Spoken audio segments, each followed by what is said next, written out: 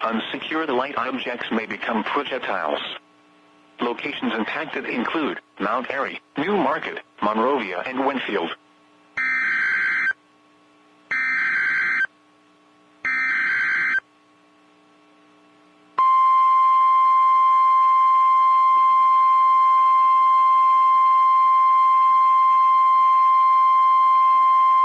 The National Weather Service in Sterling, Virginia has issued a tornado warning for East Central Carroll County in North Central Maryland until 9:30 p.m. At 8:56 p.m., a severe thunderstorm capable of producing a tornado was located over Westminster, moving east at 25 miles per hour. Hazard, tornado. Source, radar indicated rotation. Impact, for those in the direct path of a tornado touchdown, flying debris will be dangerous to those caught without shelter. Damage to roofs, siding, and windows may occur. Mobile homes may be damaged or destroyed.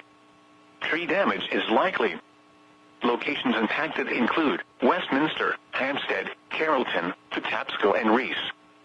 Take cover now. Move to a basement or an interior room on the lowest floor of a sturdy building. Avoid windows.